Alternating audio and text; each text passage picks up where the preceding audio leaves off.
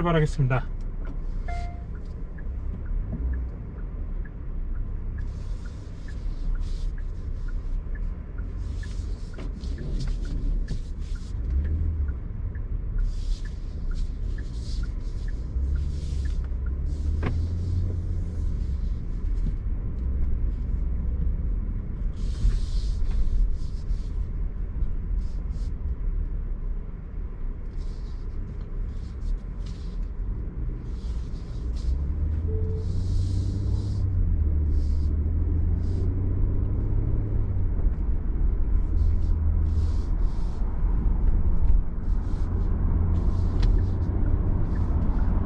버스 전용 차로를 이용할 수 없습니다.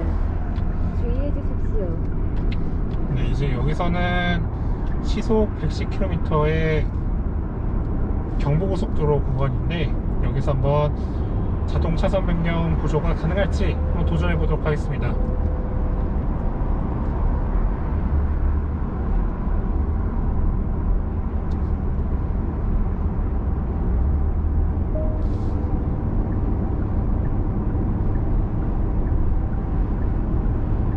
네, 됩니다.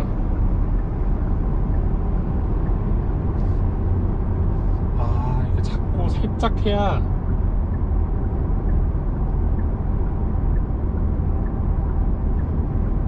네, 됩니다.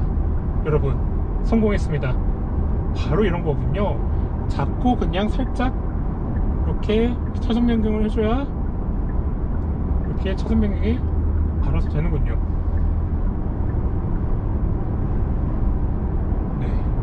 이 차를 한번 지나보고 다시 한번 실행해 보겠습니다. 생각보다 작동 조건이 괜찮네요.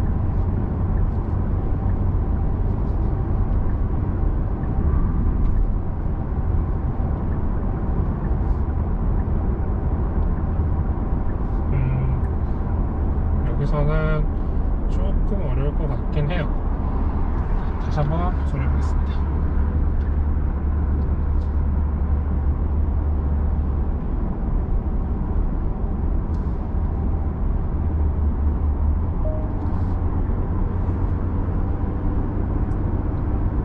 가장 안전한 차선 변경 방법은 이렇게 그냥 스티어링을 잡고 제가 만약에 우측으로 가고 싶다.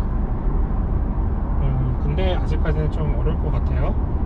근데 클러스터 상에서는 일단 차선 변경이 가능하다라고 나온 상태니까 좀 안전한 상황에서 차선 변경을 해야 될 것 같은데,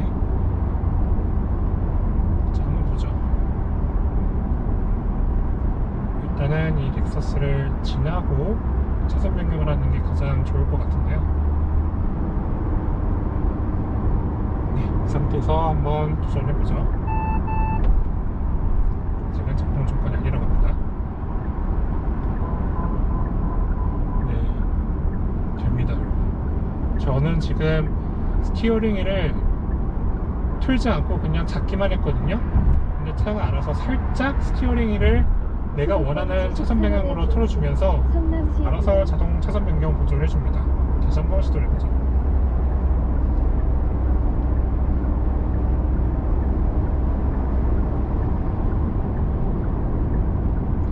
네, 더듬었습니다, 여러분. 그리고 제가 만약에 차선 변경을 완료를 하면 차가 알아서 방향 지시등을 해제를 시켜주네요. 여기서 오른쪽으로 다시 한번 시도를 해볼게요.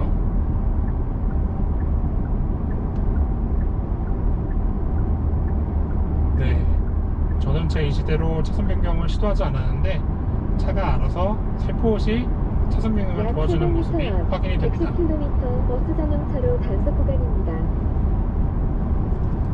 차간 거리를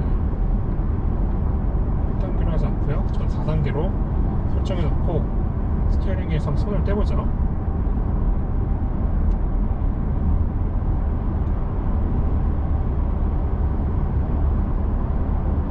과연 얼마나 오래 스티어링을 자동 조향이 가능할까요? 네, 예상대로 약 한 15초 뒤에 핸들에서 손을 떼니까 핸들을 잡으십시오 라는 메시지가 나오고요.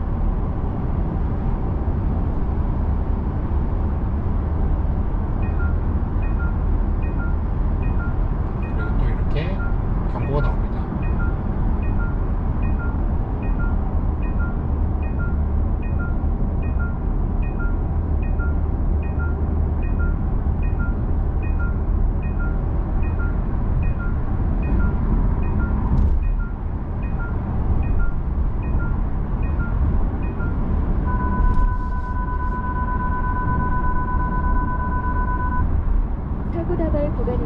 제가 말씀드린 대로 그리고 기사에 언급한 대로 너무 오랫동안 핸들을 놓고 있으면 차가 수십 번 경고를 주고요.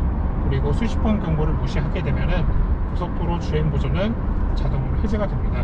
아무리 뭐 스마트 크루즈 컨트롤이 작동이 된다 하더라도 그래도 제가 봤을 때는 아직까지는 이 상황 속에서 우리가 수준 높은 자율주행을 기대하기에는 조금 시간이 필요하고요. 지금 이 차에 탑재되어 있는 모든 기능이 다 주행 보조라는 점은 저희가 기억을 해야 될 것 같습니다.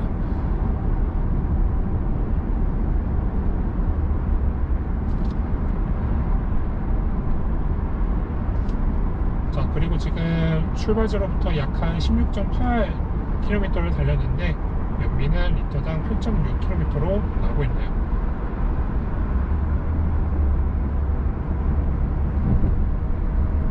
사구다발 네, 아직까지 구간입니다. 남은 거리가 한 32.2km 정도인데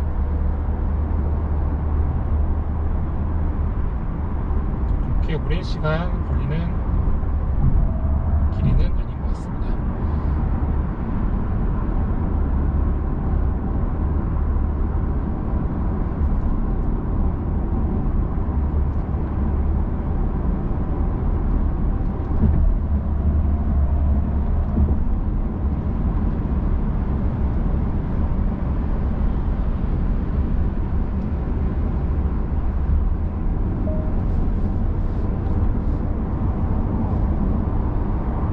차선 변경 시도를 다시 한번 약 해볼까요? 2km 앞 서울 톨게이트입니다.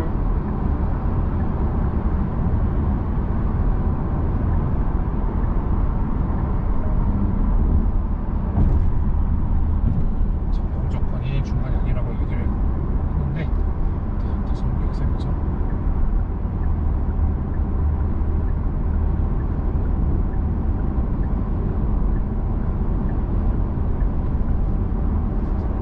일단 영상에서는 제가 스티어링을 잡고 있는데 내가 정말로 자동 차선 변경을 하고 있는지에 대해서 의문을 가지실 분들이 많을 거예요. 그렇지만 클러스터는 절대로 거짓말하지 않습니다. 클러스터가 지금 이 차가 자동 차선 변경 보조를 하고 있다는 점을 강조해주기 위해서 별도의 그래픽을 투여하고 있죠. 이제서야 저는 자동 차선 변경이 된 차세대 고속도로 주행 보조의 기능과 원리를 알게 돼서 매우 기쁘네요.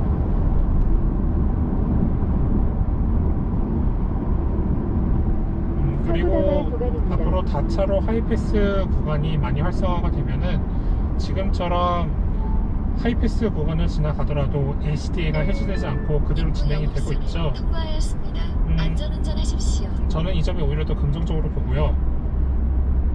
하지만 고속도로 하이패스 구간을 지나갈 때는 지금 HD가 110km로 설정이 되어 있는 상태인데 자동적으로 80km 이내로 알맞게 세팅이 되어야 올바른 운전 그리고 안전운전을 할 수 있을 거라고 저는 생각이 듭니다.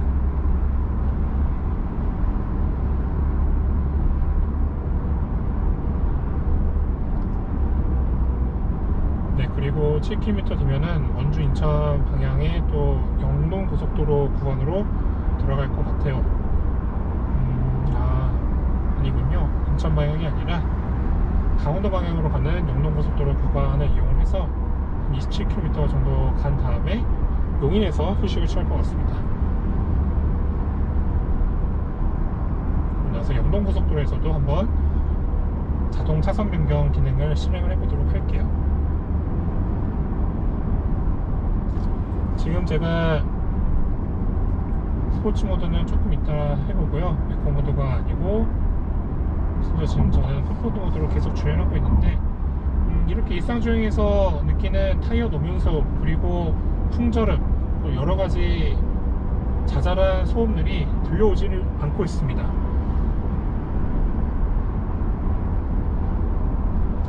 연비는 어떨까요? 연비는 일단 제가 22.4km 달렸는데 연비는 리터당 9.4 정도로 나옵니다.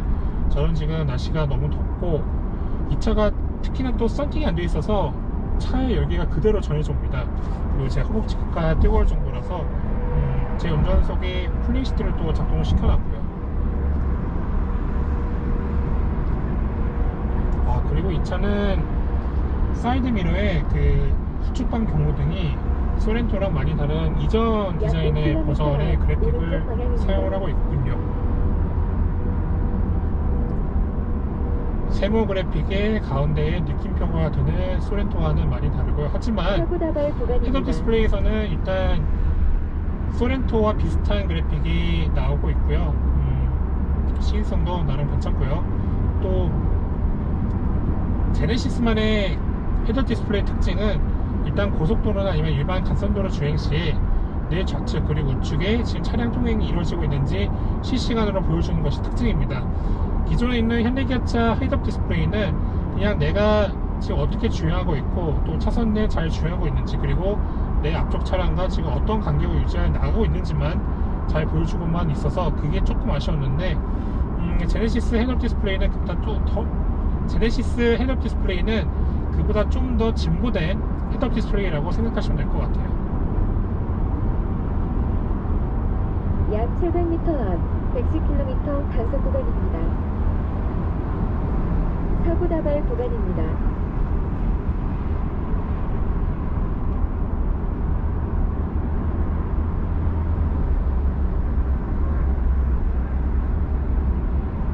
네, 이번엔 영동고속도로에 진입을 해서 확실히 차로 유지 보조가 차선 내 중앙 유지 보조는 잘해줘서 제가 이렇게 물을 마실 수 있는 기회는 잘 제공해주고 있네요.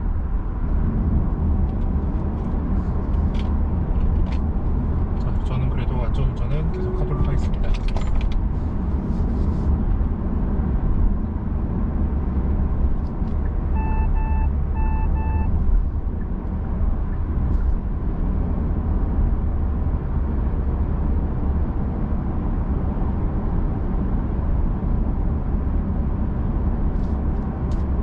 지금 25.6km 달렸는데 연비는 리터당 9.8 정도로 나오고 있네요.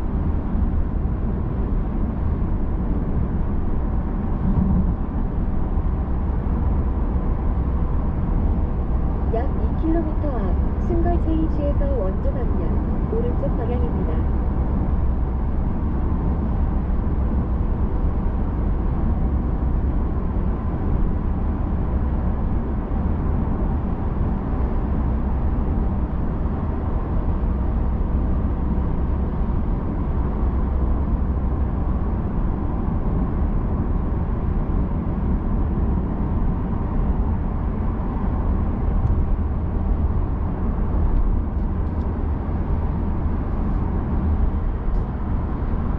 사고 다발 구간입니다.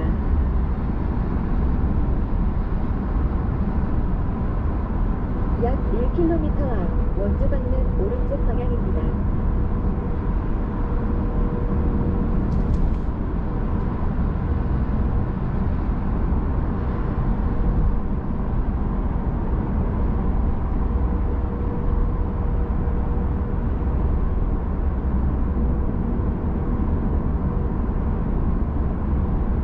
잠시 후 오른쪽 방향입니다. 이어서 왼쪽 방향입니다.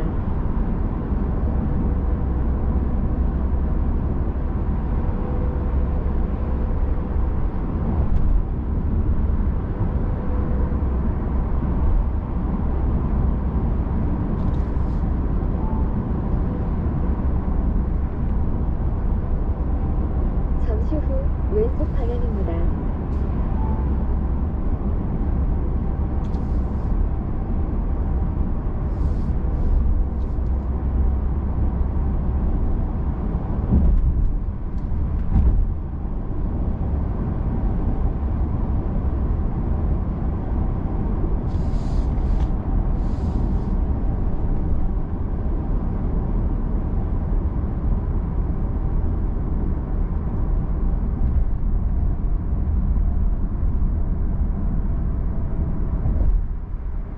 이렇게 제가 지금 인터체인지 구간을 지나고 있는데 이렇게 그 커브 구간에서도 타이어가 그렇게 슬립이 일어나지 않고 있고요. 시속 한 60에서 70 정도로 이렇게 코너를 돌아도 크게 뭐 차가 약 5km 앞 언더스티어가 일어난다거나 다시 한여름 아니면 차가 도로이니 뒤틀린다거나 양쪽 모두 주행 그런 느낌은 전혀 되지가 가능합니다. 않습니다. 자 이제 이제 영동고속도로에 들어오게 됐는데요. 영동고속도로에서도 제가 계속 하고자 약 했던 700m 앞 고속도로 100km 차로 변경 보조 기능을 가속도로입니다. 다시 한번 볼게요. 여기서 저는 2차선으로 진입하기 전에 일단 여기서 HD를 실행을 해야 되겠죠. 네, 그리고 2차선으로 진입할 때는 이 야마떼를 보내고요. 이 야마떼를 보내야 되는데 네, 저 고속 카메라 때문에 지금 작동을 할 수가 없고 약 700m 앞 카메라가 100km 고정형 이동식 단속 네. 지점입니다. 아반떼가 비켜줬습니다. 자, 여기서 차선 변경. 버스 전용 차로를 이용할 수 있습니다.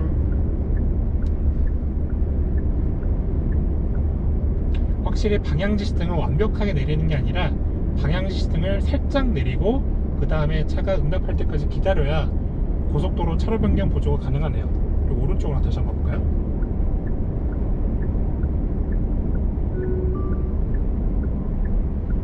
네, 영상에서도 보이시는지 모르겠지만 저는 차선 변경을 하기 위해서 제가 스스로 스티어링 휠을 틀어주거나 아니면 스티어링을 조작하거나 그런 시도는 전혀 하지 않았습니다. 단지 스티어링 휠의 이 스포크를 잡았을 뿐이에요. 그리고 지금 옆에 있는 카니발과 조금 가까운 거리에 있는데 이 상황에서는 어떨까요? 작동 조건이 아닙니다 라고 나오고 있습니다. 네, 조금 약 거리가 10km 벌어졌는데 앞 분기 후 다시 한여름 도로이니 양쪽 모두 주행 가능합니다. 조금 차량 간격이 어느 정도는 있어야 완벽한 고속도로 차로 변경 보조가 가능하고요. 조금 아쉬운 점은 있긴 있습니다. 테슬라 같은 경우에는 운전자 의사와 상관없이 만약에 내 앞차가 너무 느리게 가면은 추월 차선을 이용해서 자동적으로 추월 과속을 할 수 있고 또 차가 스스로 차선 변경할 수 있는 기능을 갖춰줬는데 우리나라는 아직까지는 그 기능을 갖춘 차는 없습니다. 분기 후 다시 한여름 도로이니 양쪽 모두 여기서 주행 어떨까요? 가능합니다.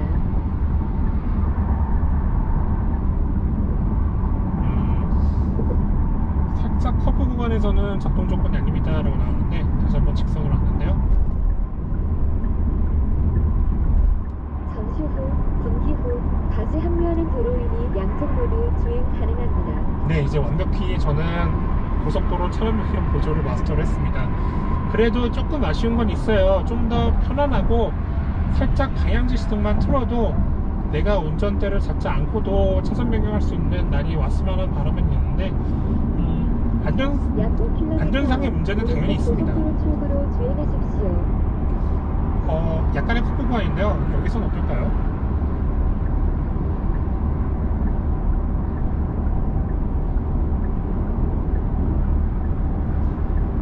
네, 약간의 커브 구간에서도 완벽하게 실행이 되고요. 그리고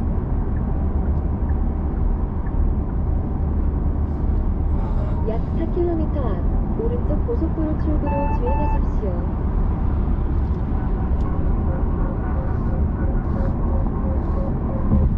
방금 전에 고속도로 차로 변경 보조 OK 알림이라는 거는 왜 떴는지 저는 이해를 할 수 없지만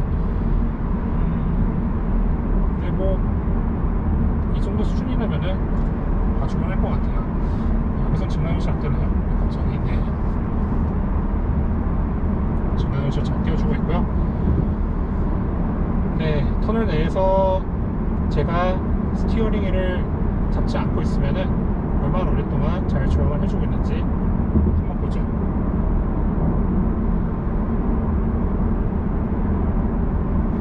네, 일단 잡아보고요. 제가 여기서 한번 3차선으로 진출 시도를 해볼까요? 네, 역시 이 점은 장점입니다. 고속도로 차로 변경 보조가 진행이 되려면은 실선 구간이 아니라 점선 구간에서 실행할 수 있고요. 지금 터널 구간 같은 경우에는 실선 구간이기 때문에 여기서 제가 방향시를 틀고 차선 변경을 시도한다 하더라도 전혀 차선 변경이 이루어지지 않고 있는 모습이 확인이 되고 있습니다. 약 2km 앞 용인 IC에서 용인 방향 오른쪽 고속도로 출구로 주행하십시오. 네, 이제 곧 고속도로를 빠져나가게 되고요. 저는 휴식을 취한 다음에 되돌아오는 길에는 이 차 다양한 주행 성능을 알아볼 수 있는 테스트를 한번 진행해 보도록 하겠습니다.